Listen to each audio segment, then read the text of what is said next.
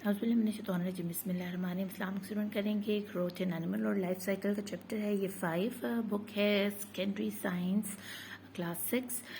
यहाँ पर हम रीडिंग स्टार्ट करते हैं। Sexual reproduction in animal result in the production of a fertilized egg cell.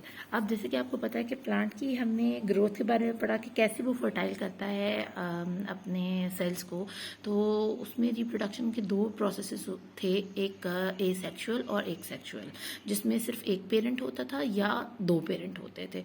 अब ग्रोथ इन एनिमल्स की बात करें तो इसमें सिर्फ सेक्सुअल रिप्रोडक्शन जो है ना वही टेक प्लेस होती है, लेकिन हाइना एक ऐसा एनिमल है जो कि एसेक्सुअली रिप्रोड्यूस करता है, यानी वो सिंगल पेरेंट ही अपने बच्चे पैदा कर लेता है। ये अल्लाह ने उसके अंदर एक सिफ्त रखी हुई है।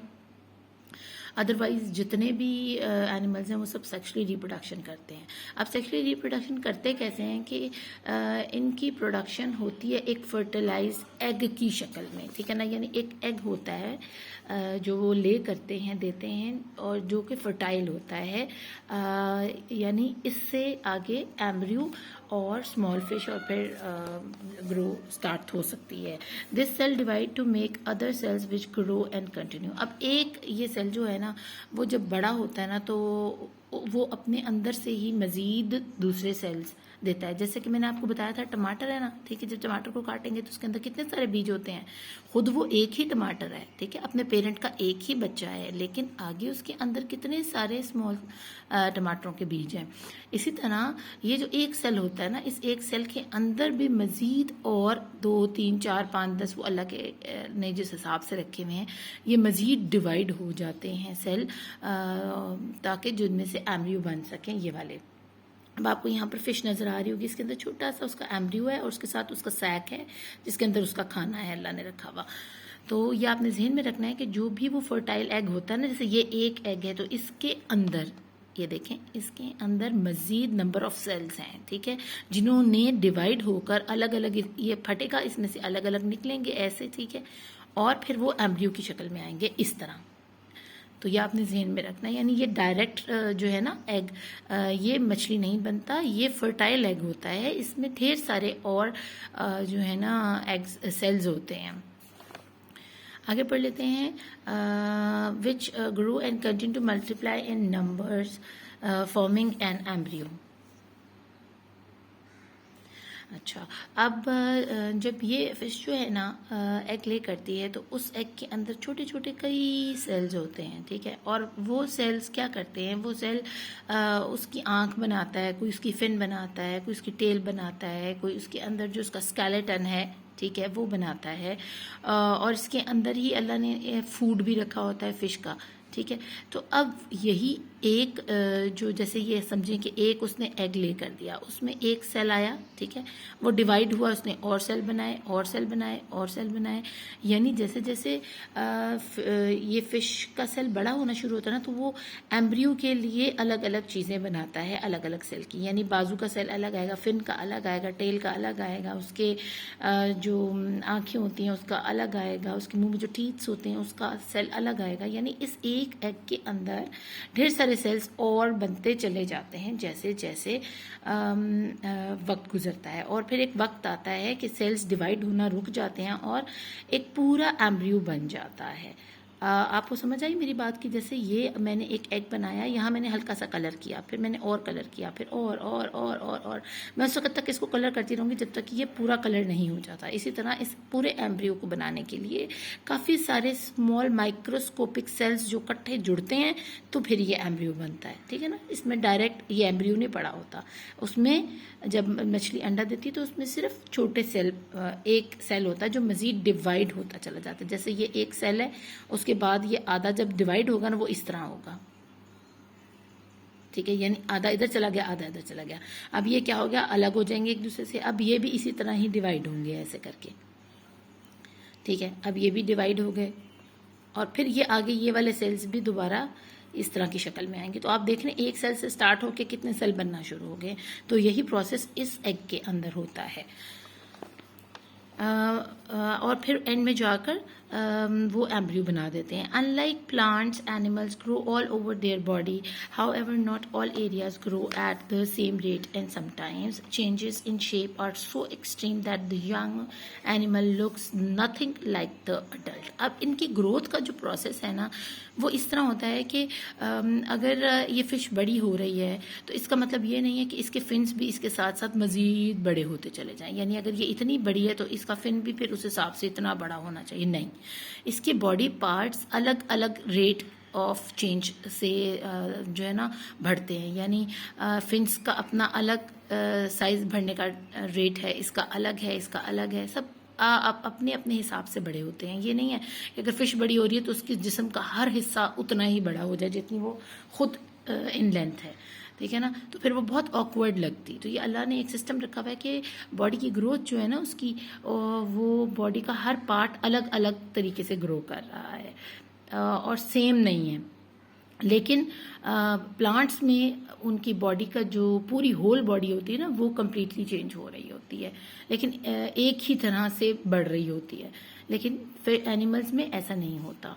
आगे है different animals have different ways of growing up, they have different life cycles. अब डिफरेंट एनिमल्स हैं, सी लाइफ के हैं और लैंड पर रहने वाले हैं और हवा में उड़ने वाले परिंदे. इन सब का जो ग्रोइंग रेट है ना वो डिफरेंट है. उनके बढ़ने के तरीके, उनके बड़े होने के तरीके अलग अलग हैं और उनकी लाइफ साइकिल्स भी एक दूसरे से चेंज हैं. कुछ अंडों से पैदा हो रहे हैं, कुछ डायरेक्ट बच्चे पैदा हो रहे हैं, ठीक है ना. तो ये लाइफ साइकिल जो है ना एनिमल्स की स्टेजेस को कहा जाता है. जो लाइफ साइकिल मीन्स होता है कि the life cycle of an animal shows the stages that it passes through as it grows from a fertile egg into an adult. तो लाइफ साइकिल का मतलब है ये वो स्टेजेस, वो स्टेप्स जिनमें से होकर, जिनको क्रॉस करके एक मछली जो है ना वो कंप्लीट मछली बनती है. यानी पहले एग था, फिर एम्ब्रियो बनी, फिर वो इसके बाद ये लार्वास बनी, फिर लार्वा के बाद जुवेनाइल फिश बनी और देन फिर वो अडल्ट फिश बन गई. तो ये उसके स्टेप्स थे या स्टेजेस थी इस बड़ी फिश, अडल्ट फिश बनने तक, और यही इसका लाइफ साइकिल कहलाएगा. Life cycle of fish, fish reproduce actually, तो इसको अपने एक पार्टनर की ज़रूरत होती है, ठीक है. ये समझें कि इसका पार्टनर है. सॉरी ज़रा गंदा सा बनाया है, एक ऐसा गंदा फिश मैंने बना दिया, ठीक है. ये इसका पार्टनर है. इन दोनों के पास एग्स हैं, ठीक है. इसमें ये मेल गैमेट्स रखता है और ये फीमेल गैमेट्स रखती है. तो इन्होंने आपस में, इसने इसको अपने सेल्स दिए हैं, इसने अपने एग्स के अंदर उन सेल्स को सेव कर लिया है और ये एग जो है फर्टाइल हो गया है. इसका दिया हुआ सेल इस एग के अंदर आ गया है, ठीक है ना. ये वाला देखिए, जैसे समझें कि एक सेल इस पेरेंट ने, ये जो मेल है उसने दिया है और ये एग जो है ये इसका है. इसने अपने एग में इसका सेल सेव कर लिया, ये देखें सेव कर लिया है.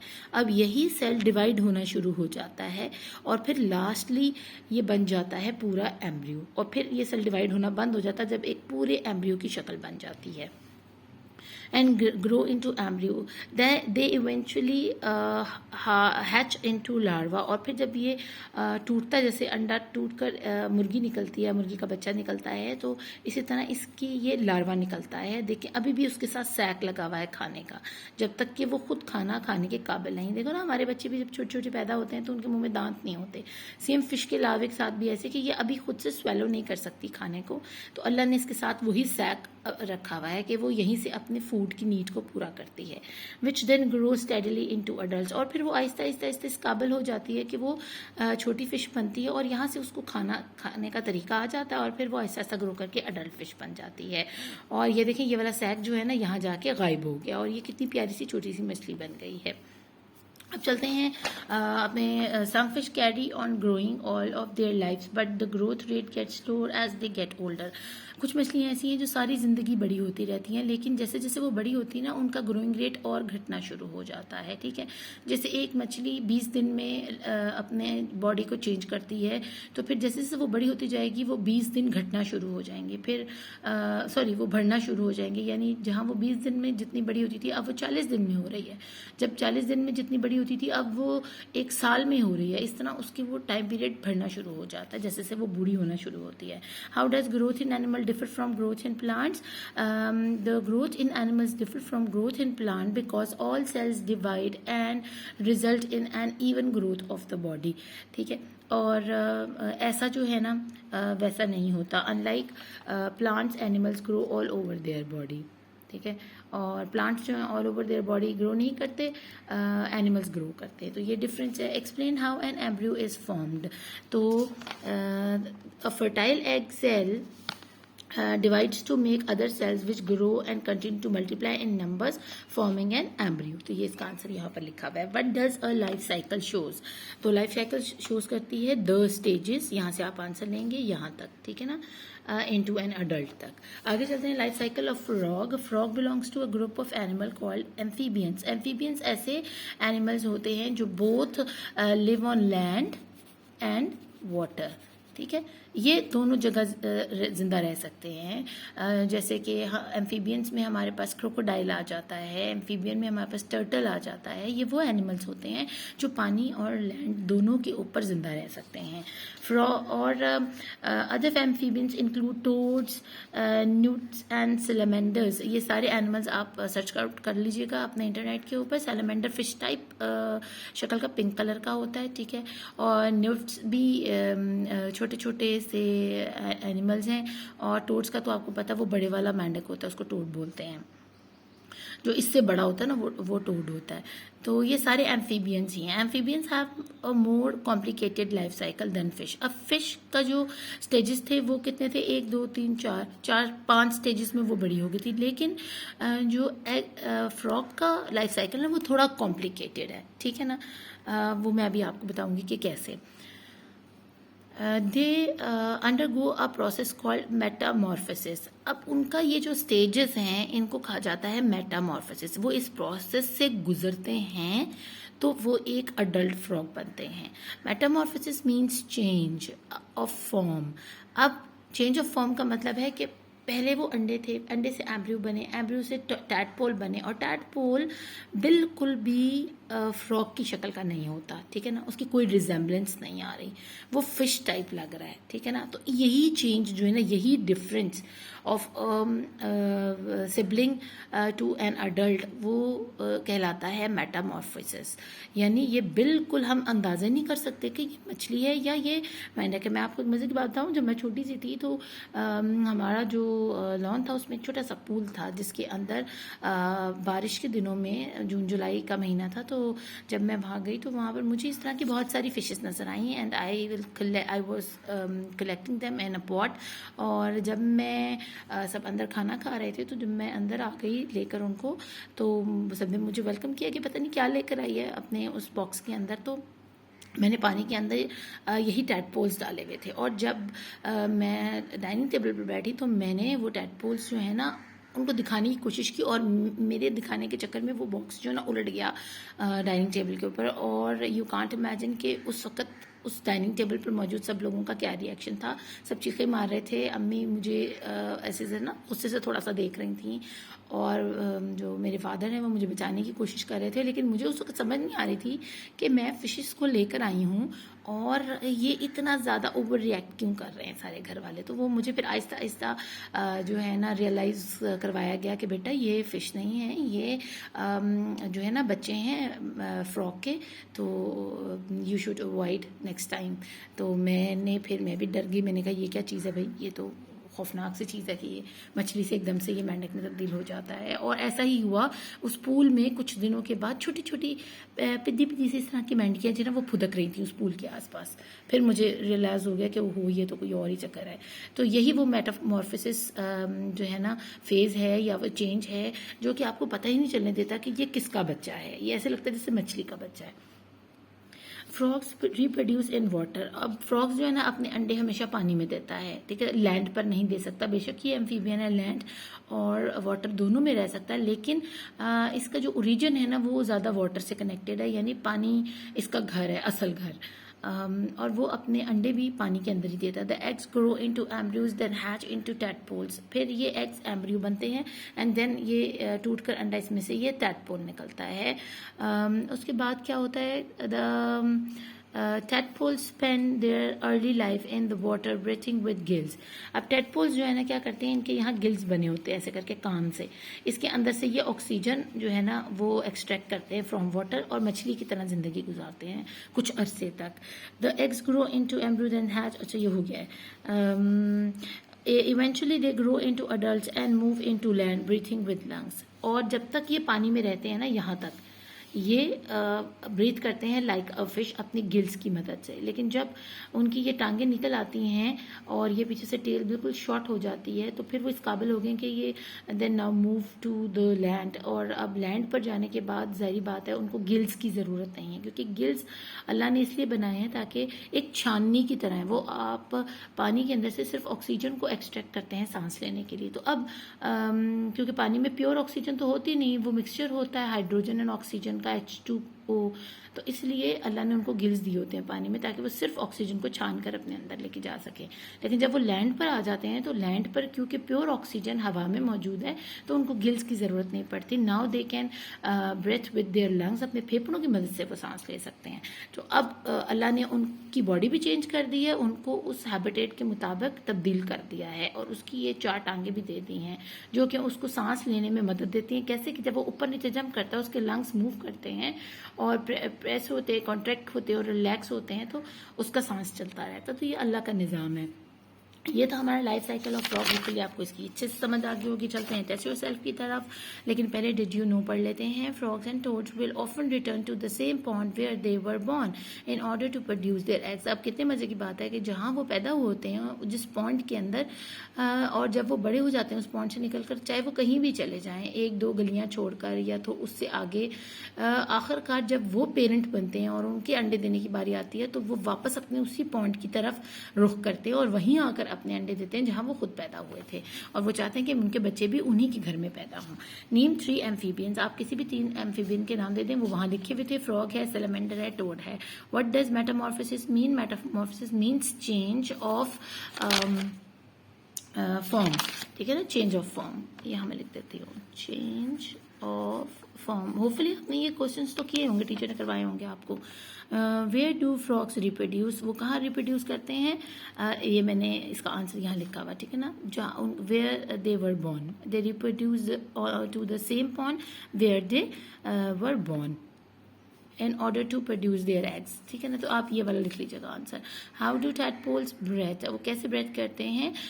they breathe from their gills when they were in the water and when they get onto the land they start breathing from their lungs।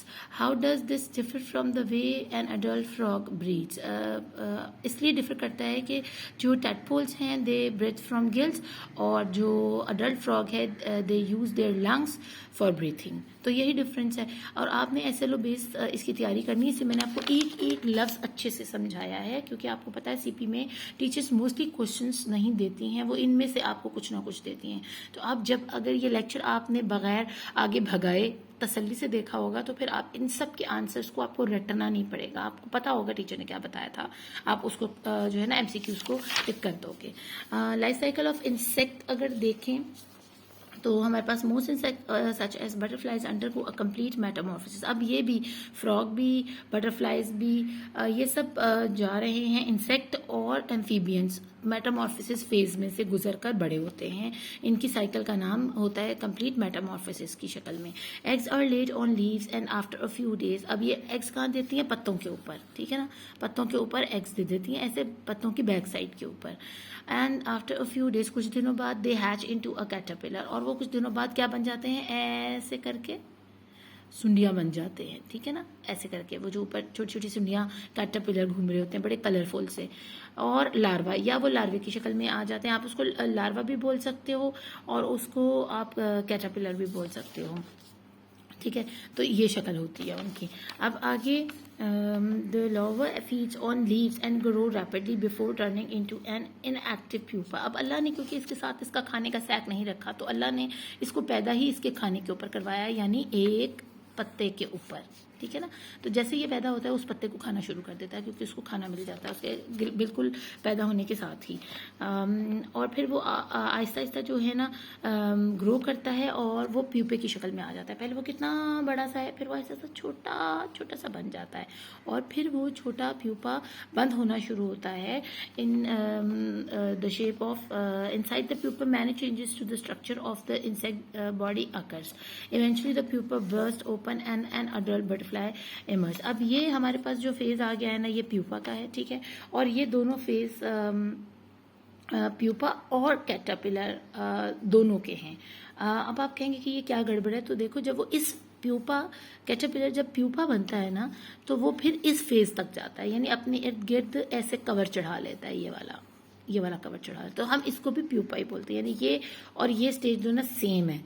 ये 2 दिन के अंदर ही अपने ऊपर इस तरह का कवर चढ़ा के इसके अंदर बंद कर लेता है अपने आप को, और बाकी लाइफ साइकिल जो है ना इसका इसके अंदर चलता है। यानी अब इसके पर जो है ना ये वाले खूबसूरत से विंग्स वो इसी जगह पर बंद कमरे में अंधेरे में बनेंगे। अल्लाह यहाँ पर छुपा कर इसके रंग भरेगा, यानी आपको सरप्राइज मिले जब ये प्यूपा ब्रेस्ट हो फटे तो इसमें से खूबसूरत सी बटरफ्लाई निकले। आपको नहीं पता होगा उसमें किस कलर की बटरफ्लाई है, तो वो सरप्राइज इसके अंदर पैक है। अल्लाह पाक जैसे हम किसी को गिफ्ट देते हैं बहुत अच्छा सा, तो हम उसको पहले पैक करते हैं ताकि उसको सरप्राइज मिले ना कि अंदर क्या होगा, वो एंशियस हो के भी पता नहीं क्या मुझे देने लगे हैं गिफ्ट में। तो ये अल्लाह ने हमारे लिए गिफ्ट रखा हुआ है। अच्छा, structure of the insect body occurs. Eventually the pupa burst open and an adult butterfly emerge. और फिर जब प्यूपा ब्रस्ट करता है तो बटरफ्लाई बाहर निकल आती है। तकरीबन ये 21 डेज या समटाइम 17 डेज का ये सारा लाइफ साइकिल मेटामॉर्फोसिस का होता है। In insect such as the locust, अगर हम लोकस्ट की बात करें इसको झिंगर कहते हैं, ठीक है। और लोग इसकी बिरयानी भी बनाकर खाते हैं सिंध के अंदर। एक दफ़ा आपको पता है ये लोकस्ट ही थे जिन्होंने हमला कर दिया था लोगों की फसलों के ऊपर 2 साल पहले, बहुत ज़्यादा सिंध में आ गए थे। तो the egg doesn't hatch into a larva. अब इनका जो अंडा है ना वो लार्वे की शक्ल में नहीं आता। लार्वा क्या है, यानी एक सुंडी नुमा चीज़ के अंदर, ठीक है ना। ऐसे इनकी ये सुंडी ये टाइप जो है ना कैटरपिलर टाइप, ये नहीं बनते, ये डायरेक्ट इस छोटे से निम्फ्स की शक्ल में निकलते हैं। छोटी सी पिद्दी सी इनकी ना बेबी आ जाता है इन्हीं की शक्ल का, ठीक है। तो ये हैच नहीं करते डायरेक्टली इनटू लार्वा, यानी उनका अंडा टूटने के बाद इस तरह की सुंडी नहीं निकलती या कीड़ा नहीं निकलता, उसमें से डायरेक्ट एक निम्फ निकलता है जो रिजेंबल करता है ज़्यादातर अपने पेरेंट की शक्ल का। Instead it hatches into a nymph which is like a very small version of the adult, यानी अपने पापा की तरह की शक्ल का छोटा सा। निम्स ऐसा लगता है उसके पापा को ही छोटा करके यहाँ रख दिया है। NIMS feed and grow quickly, ये बड़े ज़्यादा खाना खाते हैं, हर वक्त खाते रहते हैं, घास के ऊपर चढ़ते रहते हैं और बड़ी तेज़ी से बड़े होते हैं। देखो ना निम्स 1-2 दिन के अंदर इतना बड़ा हो गया, ठीक है। There outer skin in a series of moult, और शेड करते रहते हैं अपने इनके ऊपर जो एक अल्लाह ने कपड़े चढ़ाए हुए ना, जैसे थोड़े से बड़े होते हैं, अब वो कपड़े इनको तंग हो गए हैं तो वो अपने कपड़े उतार कर फेंक देते हैं और नीचे नए कपड़े मौजूद होते हैं, यानी इनके ऊपर ढेर सारे कपड़ों की लेयर्स होती हैं। और या स्किन की आप समझ लो, उनकी जिल्द जो है ना काफ़ी सारी लेयर्स होती हैं। तो अगर निम्फ है जब वो थोड़ा सा बड़ा होगा, अब उसके कपड़े उसको टाइट होगी, उसकी स्किन टाइट होगी, वो उसको झाड़ देगा, ठीक है। उसको मोल्ड्स कहते हैं, series of moulds. Outer skin in a series of moulds, यानी मोल्ड्स की शक्ल में वो झाड़ता चला जा रहा है। ऐसे झाड़ दिया इसने एक दफ़ा, दूसरी दफ़ा ये बड़े वाला झाड़ दिया, तीसरी दफ़ा ये बड़े वाला झाड़ दिया, चौथी दफ़ा ये बड़ा झाड़ दिया और 5वीं दफ़ा वो इतना बड़ा हो गया, ठीक है ना। और आपको मेरे ख्याल से आप समझ आ गई होगी कि ये जितना बड़ा होता चला जाता है उतनी दफ़ा अपनी स्किन को अपने जिस्म से उतार कर फेंकता रहता है। कि अब जैसे आपको कहते हैं अब तो ये मुझे कपड़े टाइट हो गए, मैं बड़ा हो गया हूँ, अगली गर्मियों में जो है ना अब ये मुझे नहीं आएंगे इस गर्मियों में, पिछली गर्मियों में ये खरीदे तो मम्मा नया सूट लेके दें। तो इसी तरह इनके सूट चेंज होते रहते हैं जैसे जैसे वो बड़े होते जाते हैं। At each moult the nymph become bigger and more like an adult. और हर दफ़ा जब वो अपनी स्किन को झाड़ता है ना, अपने मोल्ड को झाड़ता है, तो वो बड़ा होना शुरू हो जाता है और अपने पापा जैसा दिखना शुरू हो जाता है आहिस्ता आहिस्ता। Nymphs can not fly and are sometimes called hoppers. ये फ्लाई नहीं कर सकते, इनके पर तो होते हैं लेकिन ये उड़ नहीं सकते, ये सिर्फ ऐसे लॉन्ग जंप करते हैं, ठीक है ना, यानी 2 to 3 फुट की लॉन्ग जंप करते हैं, या मोस्ट प्रॉबली कभी कभी 1.5-2 गज जितनी भी मीटर जितनी भी ये जंप कर देते हैं। The life cycle of the locust is an example of incomplete Metamorphosis. ये भी इनकम्प्लीट मेटामॉर्फोसिस की शक्ल है। वो कैसे? क्योंकि यहाँ पर जो एग के बाद जो हैचिंग है ना, जिसमें उसने बिल्कुल अपने पेरेंट की तरह नहीं दिखना, वो नहीं है, ठीक है ना। तो ये इनकम्प्लीट है। अगर यहाँ ये सुंडी बनकर निकलता ना, तो हम कहते हैं ये मेटामॉर्फोसिस का प्रोसेस में से होकर जा रहा है, क्योंकि ये जो कीड़ा होता ना, ये अपने पेरेंट की शक्ल जैसा ना होता, बिल्कुल भी ना होता। और मेटामॉर्फोसिस जो है ना, मेटामॉर्फोसिस का मतलब ही यही है कि जब वो इतने छोटे हों तो बिल्कुल अपने माँ बाप जैसे ना नज़र आ रहे हों, जैसा कि हम यहाँ देखते हैं इस टैडपोल के साथ है, या इस कैटरपिलर के साथ है। यानी यहाँ पर तो लग ही नहीं रहा, या यहाँ पर तो लग ही नहीं रहा कि ये बड़े होकर ये बटरफ्लाई बनेंगे। तो हम इसको क्या कह रहे हैं? मेटामॉर्फोसिस फेज़ है ये। और यहाँ क्योंकि ये फ़ौरन से अपने माँ बाप जैसा दिखना शुरू हो जाता, तो ये इनकम्प्लीट मेटामॉर्फोसिस का फेज़ है। क्यों? क्योंकि यहाँ ये एक दफ़ा कीड़ा नहीं बना, यानी अपने पेरेंट्स से अलग दिखने वाला नहीं बना। Because there is no real change in the appearance of the insect as it grows, जैसा कि मैंने आपको बताया। चलते हैं अपने लास्ट टेस्ट योरसेल्फ की तरफ। Explain the difference between complete and incomplete Metamorphosis. अब आपको ये दिखना है an example of incomplete metamorphosis is no real change in the appearance of the insect as it grows। ठीक है, एक तरफ आपने लिख देना है इनकम्प्लीट मेटामॉर्फोसिस, ऐसे लाइन लगा के, ठीक है, और एक तरफ आपने लिखना है मेटामॉर्फोसिस। तो कंप्लीट मेटामॉर्फोसिस का मतलब है कि कंप्लीट मेटामॉर्फोसिस, इसको आप आंसर इसका जो है ना यहाँ पर होगा। Amphibians have more complicated cycle। अच्छा, metamorphosis change from eggs। हाँ, यहाँ से आपने ये लिख देना है Metamorphosis mean change of form, ठीक है। और इसकी लाइफ साइकिल हम जो है ना, बस आप इतना लिख दें कि ये मेटामॉर्फोसिस जो है ना वो चेंज ऑफ फॉर्म होता है, जबकि यहाँ पर कोई रियल चेंज नहीं होता। तो इतना काफ़ी है, इतना बड़ा आंसर करने की ज़रूरत नहीं है। What is a moult? What happens inside a pupa? Inside pupa क्या होता है कि वहाँ पर changes to the structure of the insect body occur, ठीक है ना। इनसाइड द प्यूपा, ये आंसर है इसका। जो इंसेक्ट की बॉडी है उसको चेंजेस आ रही होती है, यानी उसके परवर निकल रहे होते हैं। आगे क्वेश्चन है what is moult? Suggest a reason why locust nymphs have to moult. तो मोल्ड क्या होता है? Series of shedding outer skin in a series of moult, ठीक है ना, या शेडिंग देयर, या पूरा लिख दीजिएगा, shedding their outer skin in a series of moult. और ऐसा वो क्यों करते हैं? एट ईच मोल्ड, ये दूसरे क्वेश्चन का आंसर है ना कि सजेस्ट रीजन कि ऐसा वो क्यों करते हैं। तो at each moult the nymph become bigger and more like an adult. तो ये इसकी वजह है। आगे लास्ट हमारे पास suggest why locust nymphs are called hoppers, क्योंकि दे कैन नॉट फ्लाई, ठीक है ना। निम्स कैन नॉट फ्लाई, इसलिए उनको हुपर्स कहा जाता है। वो जंप करने वाले, हुप करने वाले यानी जंप करने वाले होते हैं।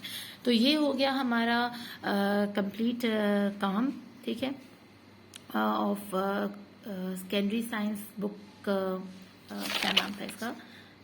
हाँ जी, क्लास 6। मुझे ना थोड़ी सी अभी काम मेरे पे हेक्टिक है बहुत ज़्यादा, तो मैं चाह रही थी कि मैं जल्दी जल्दी से बाकियों का भी करवा दूँ, इससे थोड़ा सा कन्फ्यूजन हो रही है। होपफुली आपको इसकी अच्छे से समझ आई होगी। अपना खूब ख्याल रखिएगा। Best of luck for your CP4। Thank you for watching. अल्लाह निगहबान।